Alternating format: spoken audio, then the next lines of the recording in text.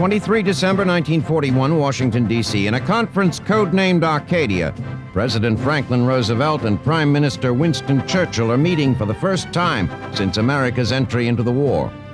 The purpose of the meeting is to confirm the Anglo-American alliance and to discuss what direction their initial efforts should take.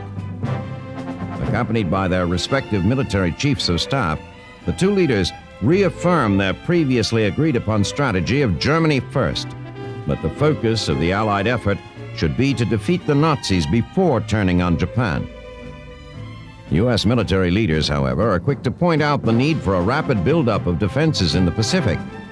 Should the Rising Sun's lightning advance continue unchecked, the northern and eastern seaward approaches to Australia might very well be cut off.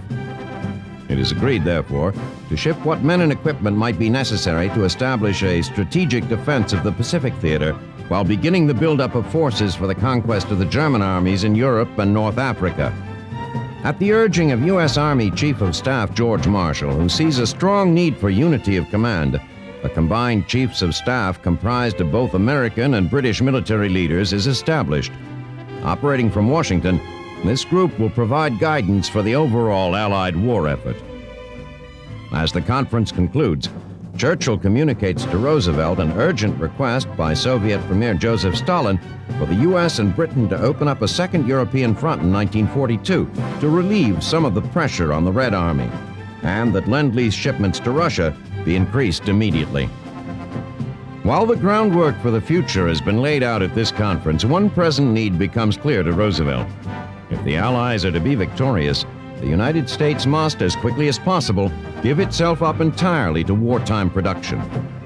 It is that thought that is foremost in the President's mind when, on 6 January, he delivers his State of the Union address.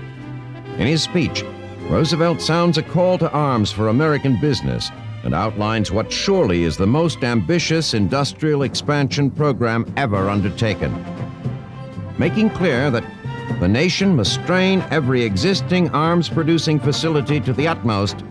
Roosevelt calls for dramatic increases in the production of war materiel across the board. 60,000 planes in 1942, and more than twice that number in 1943. 25,000 tanks in 42, 75,000 in 43. Merchant ships totaling 6 million deadweight tons this year, increasing to 10 million next year. Roosevelt tells the Congress that the United States can expect to spend $56 billion in 1942, more than half the estimated national income. For the American people, this will mean elimination of all non-essential government services, as well as altering comfortable lifestyles to exclude luxuries and reducing consumption of goods crucial to the military. Winning the war will be a national effort. To oversee the conversion of the economy, Roosevelt creates the War Production Board and appoints former Sears and Roebuck executive Donald Nelson to head the organization. Nelson wastes no time in wielding his authority. Within 1 week of his appointment, he informs the automobile industry that by the end of February, they will begin retooling their plants for military purposes. Production of consumer vehicles will be curtailed until the end of the war. He establishes a Tin to Win campaign designed to recycle 1 million tons of scrap metal a year. The women's garment industry is issued standard allowable dress lengths to conserve fabric. Blank cartridges for movie westerns become scarce.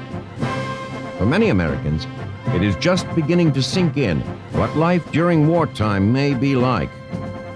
For those who still view the war as something distant, the Germans are about to deliver a wake-up call.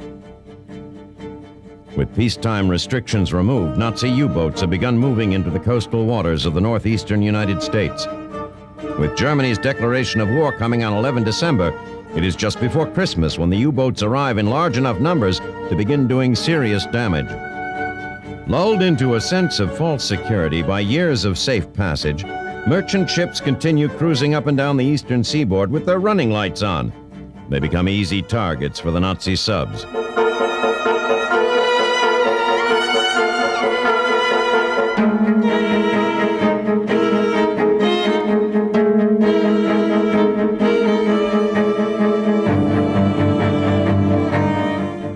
even after the ship's captains become wiser, vessels passing between the waiting subs and the shoreline are silhouetted against the bright lights of coastal cities.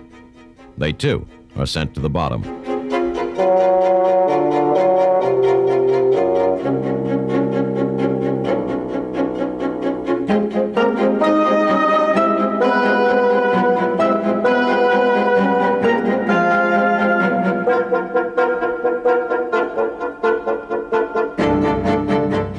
Despite increased air patrols and government orders to dim lights, the U-boats continue to haunt the waters off the East Coast, sometimes sinking ships within a few hundred yards of the shore.